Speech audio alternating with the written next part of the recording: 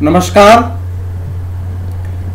आज लोकसभा में पुनः राहुल गांधी का भाषण मैंने बड़े ध्यान से सुना।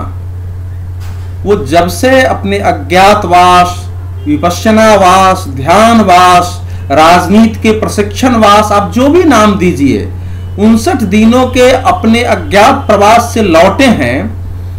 लग रहा है जैसे पिछले लोकसभा चुनाव में जो उन्होंने भाषण न देने और प्रश्न न पूछने का रिकॉर्ड बना दिया था, अब उसको वो तोड़ना चाहते हैं, उस छवि को। इसलिए मैं उनके भाषणों को, उनकी प्रत्येक गतिविधियों पर लगातार नजर रखता हूं और गहराई से उस पर सोचने की कोशिश करता हूं। लेकिन आज जो कुछ भी उन्होंने जिस तरीके से अपने भाषण का अंत किया, वो हैरत में डालने वाला था। राहुल गांधी जब से वापस आए हैं, उन्होंने अपनी छवि के दृष्टि से 4 प्रकार की कोशिश की है।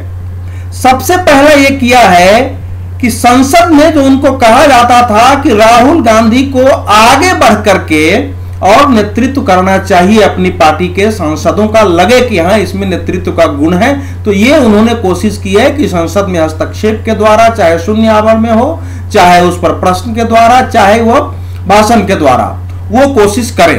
वो कर रहे हैं। दूसरी उन्होंने ये कोशिश की है कि उनकी छवि जो है किसानों के, मजदूरों की हितैषी की बने, और इसके विपरीत सरकार की छवि वो कॉर्पोरेट की, पूंजीपति समर्थक की बनाए। इसी दृष्टि से वो लगातार भाषण दे रहे हैं। भूमि अधिग्रहण विधेयक पर इसी आधार पर उनका भाषण होता है।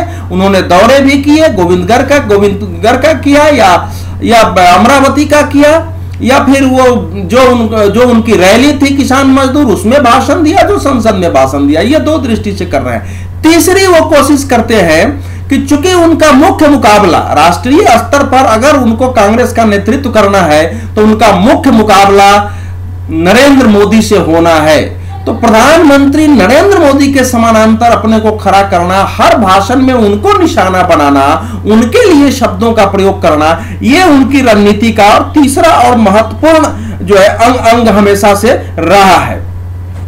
जो चौथा उनका अंग रहा है वो ये है कि एक आक्रामक, प्रखर और तेज नेता की हम छवि बनाएं, कि आक्रामक बोलते हैं, उनके अंदर प्रखरता है, ये वो दिखाएं। इसलिए अपने भाषणों को थोड़ा व्यंग्यात्मक शैली से वो बोलने की कोशिश करते हैं। उसी में उन्होंने एक सूट बूट सरकार का जुमला चला दिया है। ये अलग बात है कि ये सूट बूट का जुमला जनता को स्वीकार होगा, ये इस समय मैं मानने के लिए तैयार नहीं हूं। लेकिन आज जिस ढंग से उन्होंने अपने भाषण की अंतिम पंक्ति में ये कहा कि मॉस्को से एक बड़े रहने वाले एक व्यक्ति ने हमको बताया, जो वहां काम करते थे, कि पहले सुनता था कि चोर रात के अंधेरे में आते हैं, खिड़की से आते हैं, छिप करके आते हैं, लेकिन यहां तो चोर दिन दहाड़े खुलेआम आता है और सूट बूट पहन के आता है। तो यह एक अशालीन टिप्पणी थी। जाहिर है सूट बूट शब्द का प्रयोग अगर आप नाम न लेते हुए भी प्रधानमंत्री नरेंद्र मोदी के लिए कर रहे हैं, तो आप नाम ले या नहीं ले, यह सीधा निशाना उन्हीं की ओर जाएगा। लोकसभा के अंदर एक प्रधानमंत्री को चोर से चोर बता देना या चोर से तुलना करना, ये किसी के गले नहीं उतर रहा है। ये अस्वीकार भी है, ये आपत्तिजनक भी है। इससे स्वयं राहुल की छवि खराब होगी, कांग्रेस की छवि खराब होगी। ठीक उसी तरह खराब होगी जैसे प्रियंका गांधी ने जब अमेठी में महिलाओं के समक्ष भाषण करते हुए कह दिया कि ऐसे प्रधानमंत्री के उम्मीदवार हैं कि रात के अकेले में बंद कमरे में वो मोबाइल पर जो है महिलाओं की बात सुनते हैं। उसकी प्रतिक्रिया देश भर में नकारात्मक हुई और लोगों ने इसको अच्छा नहीं माना।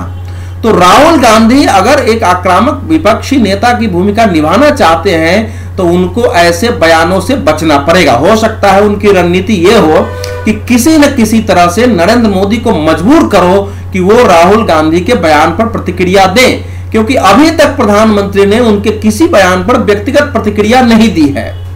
उनके जवाब भी दूसरे मंत्रियों ने दिए हैं। तो ये, लेकिन इस कोशिश में मर्यादा का अतिक्रमण कर जाना, चोर से तुलना कर देना, यह दुर्भाग्यपूर्ण है। और इससे पता चलता है कि जो भी प्रशिक्षण वो लेके आए हैं उसमें अभी कमी रह गई है राहुल गांधी में, और उनको अभी थोड़ी और सीखने की जरूरत है। कांग्रेस की समस्या यह है कि कांग्रेस के लिए वो परिवार इतना परम सत्य, इतना परम महामानव, इतना परम नेतृत्वकारी, इतना परम हितैषी और प्रश्नों से परे है कि राहुल गांधी या सोनिया गांधी के बारे में किसी भी टिप्पणी की सारी पार्टी रक्षा करेगी। कोई उस पर कोई ऐसा नहीं कह सकता है कि ये कहीं से भूल और गलती हो गई है। इसलिए कांग्रेस के नेताओं की प्रतिक्रिया इस पर उसी तरह है जैसा रहने वाली है, क्योंकि कांग्रेस इस समय अगर एकता के सूत्र में है तो उसी परिवार के कारण है। कांग्रेस जो कुछ भी है उस परिवार के कारण है। और कांग्रेसियों को अभी भी लगता है, शायद बहुत सारे कांग्रेसियों को, कि अगर उस परिवार से हम बाहर हो गए, बाहर से नेतृत्व ढूंढा तो शायद हमारा खात्मा हो जाएगा। हालांकि जनता ने उनके नेतृत्व को इस बार भी नकारा है, 1999 में भी नकारा था। अलग परिस्थितियां थी जिसमें कांग्रेस को कुछ अत्यधिक सीटें मिल गई हैं, लेकिन कांग्रेस इसका जिस ढंग से बचाव कर रही है वो भी शर्मनाक है। और भारतीय जनता पार्टी को राहुल गांधी ने ये बोल करके हमले का आधार दे दिया है कि अब देखिए, जिस पार्टी ने 10 सालों तक चोरी की, जिसने देश को लूटा, जो सादा कपड़े पहन करके और दूसरे को चोर कह रहा है, ये प्रश्न उठा रहे हैं क्या यही उनकी विपश्यना है? अगर ये तो रिवर्स विपश्यना हो गई, ये उल्टी विपश्यना है। विपश्यना में तो धीरे धीरे व्यक्ति अपनी वाणी पर, अपने व्यवहार पर, अपने हाव भाव पर, अपने सोच पर, सब पर संयम रखना सीखता है। विपश्यना और ध्यान का लक्ष्य यही है, यौगिक क्रियाएं हैं। अगर इसमें उन्होंने ये सीखा कि सूट बूट वाला चोर बोल दें तो उसके रिएक्शन से प्रधानमंत्री बोल दें, तो फिर तो यह विपश्यना नहीं है। ये कारण यह भी संभव है कि जिस ढंग से नरेंद्र मोदी की सरकार ने अमेठी और रायबरेली पर फोकस किया है, उसको जब से स्मार्ट सिटी के रूप में उसको चिन्हित किया है, 1 महीने में वहां पूर्व लोकसभा की उम्मीदवार और इस समय केंद्रीय मंत्री स्मृति ईरानी का दौरा हुआ है, और उस दौरे में जिस ढंग से वो राहुल गांधी को निशाना बनाती हैं, आज भी उन्होंने दौरे में जो कहा कि मिस्ड इंडियन जो है वो पर्सनालिटी हो गए हैं तो वो मिस्ड इंडियन जो पर्सनालिटी है वो जनता की क्या सेवा करेगा? आखिर 11 वर्ष से वो सांसद रहे हैं, पहले उनकी 10 साल तक सरकार रही है, तो अमेठी में उन्होंने क्यों विकास नहीं किया?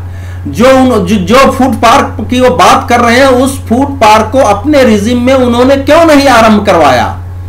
तो ये सवाल सारे उठा रहे हैं। उससे कांग्रेस के अंदर चिंता तो बड़ी है कि अगर अमेठी में लगातार सक्रिय है, कांग्रेस वहां फोकस कर रही है, कांग्रेस अगर वहां फोकस कर रही है, भारतीय जनता पार्टी उससे ज्यादा फोकस करने की कोशिश कर रही है, तो वो उनके लिए खतरा है। इसलिए एक खीज और गुस्सा भी हो सकता है, लेकिन खीज और गुस्से में इस प्रकार की भाषा का प्रयोग करना, मैं फिर कहूंगा कि संसदीय लोकतंत्र में और खास करके भारत जैसे देश में जहां की बहुदलीय लोकतांत्रिक प्रणाली है, जहां की नेतृत्व और पार्टी पर ही हमारे लोकतंत्र का संपूर्ण चरित्र, इसका संपूर्ण जीवन, इसका संपूर्ण रक्त संचार निर्भर है, वहां ऐसे शब्दों का प्रयोग खासकर मुख्य इस समय जो बड़े गैर मान्यता प्राप्त थी है, लेकिन मुख्य विपक्षी पार्टी की ओर से इस प्रकार का उसके शीर्ष नेतृत्व की ओर से दिया जाना, यह दुर्भाग्यपूर्ण है। यह बताता है कि हमारी राजनीति में नेतृत्व का कितना क्षरण हो गया है। सोच के स्तर पर, व्यवहार के स्तर पर, विचार के स्तर पर